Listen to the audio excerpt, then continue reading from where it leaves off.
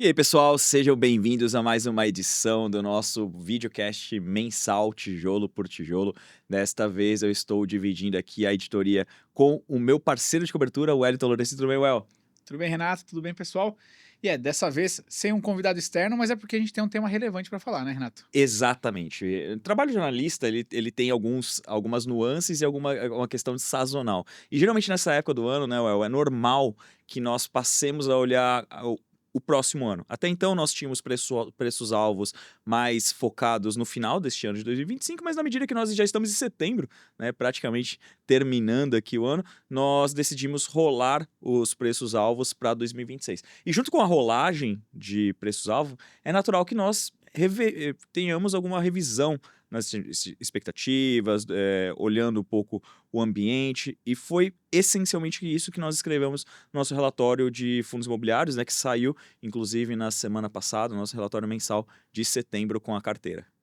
E acho que um ponto importante da gente começar aqui e salientar, Renato, é voltar um pouco no nosso cenário base para 2026, né? Que é o pano de fundo para qual a gente, né, fez a nossa avaliação.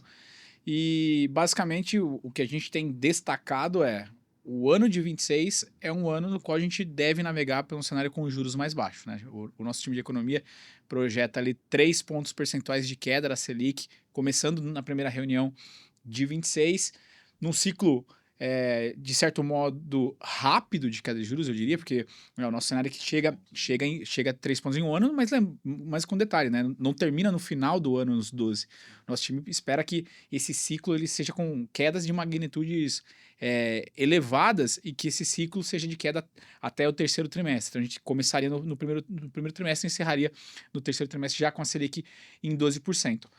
Isso por si só, ou melhor dizendo, isso de uma maneira isolada, olhar para a queda de juros, traz uma leitura positiva para ativos de risco de uma maneira geral. É o simples fato de você ter, né, uma taxa de desconto menor e, consequentemente, uma percepção de que o valor presente dos ativos deveria valer mais. Só que acho que uma das nossas surpresas ou não foi o efeito do juro longo, né? A gente vem falando muito sobre o cenário fiscal desafiador que a gente passa pelo Brasil e praticamente 9 meses depois da nossa última revisão de preços-alvo, o juro longo, que é o balizador para nossa taxa de desconto, juro de 10 anos, ele variou menos de 0,15, né? Então basicamente variou nada.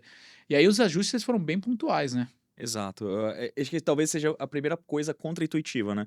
Mesmo o cenário de juros em queda, a gente vê que boa parte da precificação dos fundos já aconteceu, Sim. né? Aqueles exageros, né, que foram precificados em anos anteriores, aparentemente foram corrigidos. De tal sorte que daqui para frente, um crescimento, uma valorização muito sustentada dos ativos decorre de fatores macroeconômicos, não mais microeconômicos. O que eu quero dizer com isso, né? Eu acho que 2025 foi o ano da correção.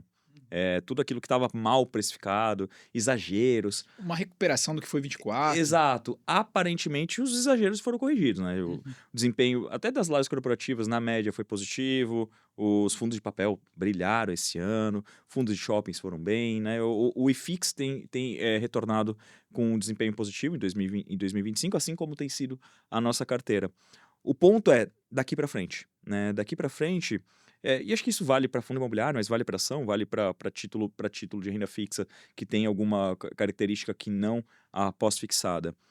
Nos parece que os fundamentos já foram corrigidos. O que tende a acontecer agora mais são os ajustes macro, que é decorrente da taxa de juros. E taxa de juros de longo prazo, diferentemente da de curto prazo, né, que é a Selic é vista que essencialmente é um instrumento para o Banco Central controlar a inflação, taxa de longo prazo, ela oscila muito mais em fatores ligados ao fiscal, como você trouxe. E aí que existe uma grande dúvida, né, a sustentabilidade fiscal. Estamos à luz de um cenário eleitoral no ano que vem, não se sabe ao certo se vai ser X ou Y, A ou B.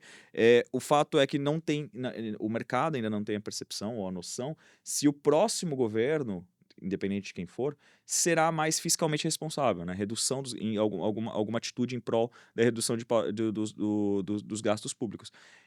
Com isso, aconteceu exatamente o que você falou, né? As taxas de juros de longo prazo pouquíssimo oscilaram, né? Então era meio que um déjà vu. Quando a gente foi fazer o nosso modelo, que importante relembrar, é oriundo de um modelo de Gordon, essencialmente a taxa de desconto que a gente utilizou foi a mesma. O que mudou foi a taxa de inflação, né? Que aí, de fato, deu uma brandada, né? Até por conta de uma desaceleração da atividade econômica, e isso já teve os efeitos positivos. Por outro lado, essa inflação menor que deveria fazer com que os preços subissem foi mais do que compensado por uma desaceleração do resultado dos fundos, né?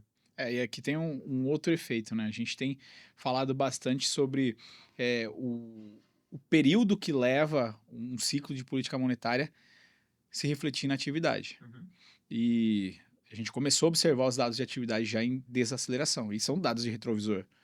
Consequentemente, se a atividade desacelera, isso traz impacto para os mais variados setores, e a gente começou a perceber, né, o impacto já nas distribuições de dividendos, que são reflexos dos aluguéis, né, dos imóveis quando a gente pensa nos fundos de tijolo, da remuneração das dívidas ali nos fundos de papel.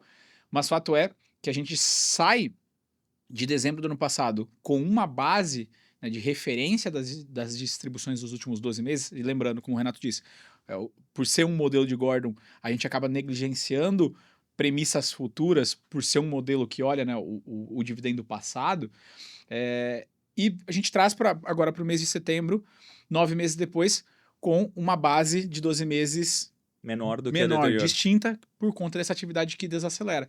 Então você teve dois fatores aqui, né? Então o juro, que, de novo, de maneira absoluta, cai, mas cai nos vencimentos curtos por conta do juro à vista, o futuro ainda andando de lado, e o dividendo, que deveria ser um impulsionador, esse também diminuiu.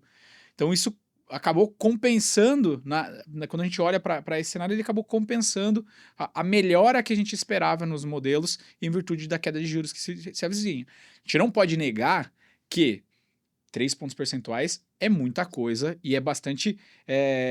Pode trazer fluxo, pode dar maior atratividade. E eu tenho comentado aqui, inclusive nas nossas lives, nos últimos facilmente 12 meses, ou melhor, pouco antes de começar a ver, né, esse ciclo de alta da Selic, o último ciclo de aperto monetário, esse período a gente não teve discussões com investidores sobre dinheiro novo na classe. Então, mesmo, acho que isso vai muito em linha com o que você disse de ser um movimento de recuperação e de redução dos exageros, porque dinheiro novo não está entrando. Exato. E acho que a gente pode começar a observar dinheiro novo entrar quando o juro começar a cair. De novo, a Selic média ao longo de 26, grosso modo, 13,5, né? Saindo de 15 para 12. Ainda é muita coisa, ainda reduz, ainda é um limitador de atratividade. Mas eu entendo que esse ciclo de queda de juros ele pode incentivar uma entrada para o investidor que vai procurar outras alternativas. Mas, olhando para o valuation, pelo menos nesse momento, a gente vai ter que esperar um momento no qual o juro longo seja afetado. Não à vista, mas o longo comece a ceder também, e aí isso fica mais nítido dentro da modelagem. Hoje, de fato, ele acabou se equilibrando, né, com a queda da Selic ficou sendo minimizada por essa Selic estável, o juro longo estável e um dividendo menor em comparação ao ano passado. Vamos falar em português aqui, a gente falou bastante em técnico, né, essa questão do juro longo, do juro curto, mas o que a gente quer dizer na prática é que para o curto prazo, tecnicamente falando, nos parece que a valorização dos fundos imobiliários daqui para frente tende a ser mais comedida, de tal sorte que o que a gente está expondo nas nossas recomendações é uma exposição neutra à indústria, né? Então, pensa aqui no seu perfil de risco, se você é conservador, arrojado, dinâmico, entender o quanto que você deveria ter em investimentos alternativos dentro da sua carteira e não estar acima disso ou menos do que isso. A nossa visão é neutra, tá? E essencialmente por conta da falta de motivos técnicos para ficarmos mais otimistas. Podemos revisitar essa tese? Claro, naturalmente, na medida em que a taxa de juros começar a cair efetivamente e com isso a gente comece a perceber algum reaquecimento da atividade econômica, a gente pode revisitar essa tese, mas por hora a gente prefere ser mais prudente na nossa recomendação. Isso quer dizer que não tenhamos oportunidades entre os fundos imobiliários? Não, não quer dizer. O que a gente entende é que, para os próximos meses, aquilo que nos trouxe até aqui provavelmente continuará sendo verdade. O que é isso, né, Well? É, a, assim como o Dalton comenta muito sobre a primazia da renda fixa na alocação dos portfólios de pessoas físicas, eu entendo que a primazia da renda fixa continua sendo verdadeira entre os fundos imobiliários. Então, o fundo de papel continua sendo a centralidade da tese, certo? É, tanto é que hoje na nossa carteira recomendada a gente continua com uma divisão praticamente meio a meio. Só que quando a gente olha em termos de representatividade, nossos fundos de papel representam cerca de 40%, tem uma parcelinha ali de 10% dos multi-estratégias que a gente acaba englobando como papel como um todo, mas de maneira absoluta 40% segue em fundos de papel. Está muito próximo do que é a estrutura do IFIX hoje, né? E acho que vai muito em linha com essa sua percepção. E aí esses fundos, eles, ao contrário dos fundos de tijolos que tem um duration diferente, esses sim podem ser mais impactados pela taxa de juros à vista. Por quê? Na medida em que a taxa de juros à vista cai, né, ou seja, a Selic cai, a marcação a mercado desses ativos sobe.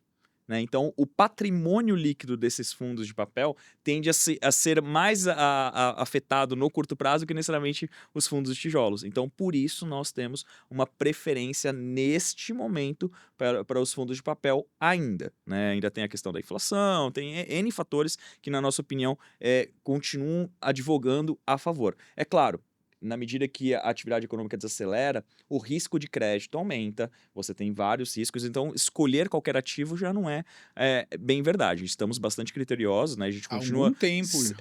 Só com high grade, nada de high yield.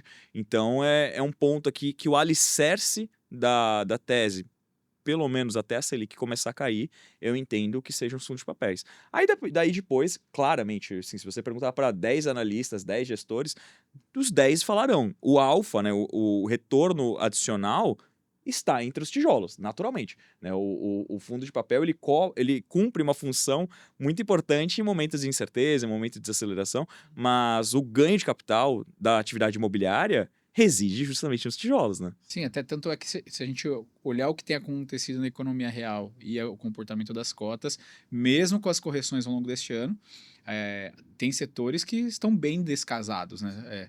O setor de lajes é um exemplo. Teve uma correção? Teve uma correção. Mas quando a gente isola regiões, porque isso é outro detalhe Sim. que a gente tem falado muito, né? Existem regiões específicas. São vários Brasis. Sim. Faria Lima, por exemplo, você vê um descasamento entre o que está rolando de negociação, o leilão de CEPAC que não foi positivo pela ótica de aumento de oferta, então favorece uma percepção para preço de aluguel ainda. Então, você tem essas discrepâncias. Mas queria chamar a atenção para um detalhe, Renato. Dentro dessa recomendação que a gente na verdade, nessa revisão que a gente fez, tem 3 fundos da nossa cobertura que a gente revisitou as recomendações e 2 deles estavam na nossa carteira recomendada, um continua. Que foi, a gente mudou a recomendação de compra para neutra, para GARI 11, KNRI e VISC 11. GARI 11 não estava na carteira recomendada e basicamente é um movimento de um valuation que parece já justo, e ainda um efeito da alavancagem, né? Dentro dos fundos de logística da nossa cobertura, é o que tem mais alavancagem, isso acaba pesando porque a gente ajusta no nosso modelo também a alavancagem. Mas KNRI e VISC, ambos estavam na carteira recomendada até o mês de agosto, KNRI continua, VISC a gente optou por uma troca. KNRI a gente sempre falou que é um fundo caro, né? Um fundo que não é um fundo barato. O KNRI, para mim, é a VEG dos fundos imobiliários, né? Eu acho, particularmente, um dos melhores portfólios, um dos melhores times de gestão do nosso mercado. Por conta disso, ele é precificado de uma maneira diferenciada em relação a outros fundos, até por conta de liquidez, né? Tem muito mais facilidade de entrar e sair do portfólio. Ainda tem a opcionalidade do BioSquare, tem N fatores ali que, mesmo estando, entre muitas aspas, caro, eu entendo que faça sentido você ter exposição a ele. Em linha com o que ele pesa dentro do IFIX, né? Não muito mais, nem muito menos do que isso. Então, é um neutro, mas é um neutro mais para compra do que um neutro de abandonar. É mais porque, poxa, eu acho que não faz sentido você estar sobrealocado num fundo como esse, num cenário no qual o upside, pelo menos com base nas nossas premissas, seja mais reduzido. Então ele vai me retornar ali alguma coisa perto de custo de capital, uma Selic do período, então que não é um retorno de todo modo ruim, mas não é o principal atrativo hoje dentro da carteira, né? A gente tem outros expoentes nesse sentido, mas não ter KNRI, na minha opinião, não é interessante para esse momento também. E você tocou na questão da opcionalidade do B-Square. Isso é uma outra falha que a gente, inclusive, destaca no nosso Exato. relatório sobre o modelo. Ele, né? não, ele não tá dividendo, ele não tem dividendo ainda. Então, né? ele não, o dividendo passado e o B-Square só vai ser entregue, previsão de ser entregue em 26, efeito caixa só em 27, né? Já foi anunciado na mídia que é um contrato com a Amazon, então, contrato significativo, foi a maior transação imobiliária dos últimos 20 anos, mas efeito caixa não tem agora. Então, Pelo contrário, hoje ele é só detrator, né? São só as despesas dele. Sim. E aí, trazendo para o VISC, o VISC é um portfólio pulverizado de shoppings, né? Está basicamente em todas as regiões do país. E aí, naquele contexto no qual a gente tem observado a atividade econômica desacelerando, aqui é uma questão de PIB, né? Ele tem indicadores operacionais bastante saudáveis, basicamente sem vacância, sem inadimplência, mas a gente entende que no cenário no qual a atividade desacelera, por uma questão de PIB, a gente prefere estar concentrado no estado de São Paulo. E aí a gente tem na carteira já o HGBS, que é a nossa top pick nos shoppings, e a gente trouxe de volta o XP Malls, XPML11, que anunciou recentemente uma venda, né, de mais de 1,5 bi, 1,6 para ser exato. Está dentro daquele processo de due diligence e todos os trâmites naturais de uma transição, né, de uma transação desse tamanho, mas tende a impactar em dois efeitos importantes na tese. Primeiro, eventual de dividendo adicional, né? Eles estimam algo em torno de R$ 4,90 de dividendo oriundo dessa transação, e a redução da alavancagem, porque uma parte relevante da liquidez que eles esperam que à vista entre 1 bi assim que finalizar esse processo, e aí, né, de due diligence e outros fatores que estão pendentes, 1 bi entra em caixa. Isso vai reduzir a alavancagem, a gente estima, para um nível ali pela metade do que se tinha até então. Então, isso é representativo, diminui, né, o risco da tese, e você concentra o foco da operação no que é mais relevante em termos de vendas por metros quadrados, vendas por metro quadrado. A gente sempre destaca, né, que o portfólio tem Catarina Outlet, Cidade Jardim, Cidade de São Paulo. Aqui quase a esquina da Ágora está saindo o desenvolvimento da JKSF, o The Shop, que é um empreendimento que eles estão participando, que em breve, embora a gente só venda tapume, mas em breve vai ser um shopping representativo também para a cidade. Então eles focam no que é relevante, e aí a gente trouxe de volta para o portfólio.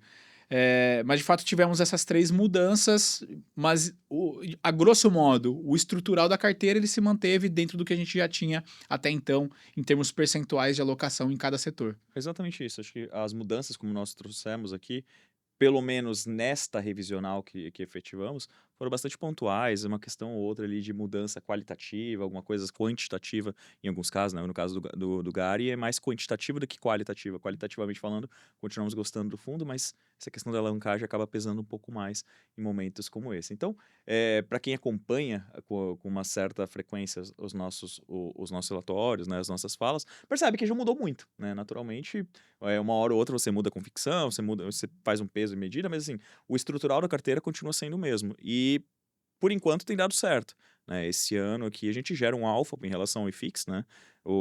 Quando você pega a figura geral, né, desde a criação da carteira, tanto o IFIX quanto a carteira não vai tão bem, porque foi uma indústria que sofreu muito, né? Então acabou não gerando tanto retorno incremental para o investidor. Talvez neste momento já tenha andado o que se esperava dela, e aí é uma indústria mais de carrego do que necessariamente ganho de capital. Esse ganho de capital pode vir acompanhado da taxa de juros.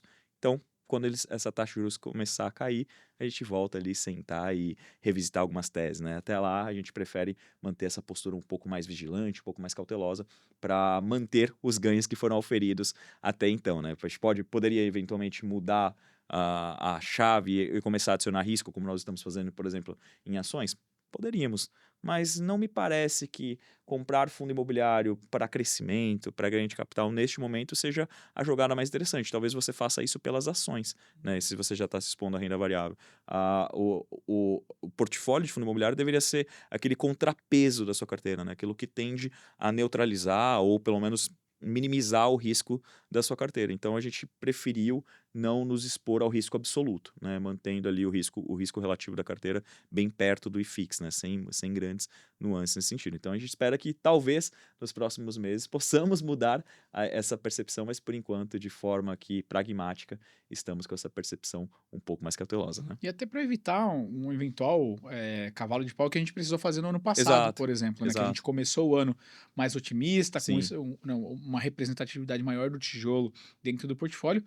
Agora a gente entende que a gente já está bem posicionado em bons fundos, ir adequando a estratégia conforme, né, o cenário for acontecendo, o juro for caindo e, principalmente, relembrar que o juro mais relevante é o de longo prazo, né? É um portfólio que olha para longo prazo, então o investidor tem que se lembrar disso, que o balizador é o juro de 10 anos quando a gente pensa em valuation, e é isso que a gente vai acompanhar para eventualmente ajustar. Se a gente tiver um fechamento da curva de uma maneira significativa num cenário breve, a gente é totalmente humilde de revisitar e falar, opa, a gente precisa rever porque o cenário agora é outro. E, valuation é isso, né? Você se adequar ao cenário e a gente fica sempre aberto para fazer esses ajustes quando for necessário. Só muda de opinião quem tem opinião. Então, a gente tem que acompanhar com certa diligência isso. Então, a edição de hoje era basicamente para prestar essas contas para vocês. Eu relembro que o videocast é parte da editoria completa de fundos imobiliários aqui da Ágora.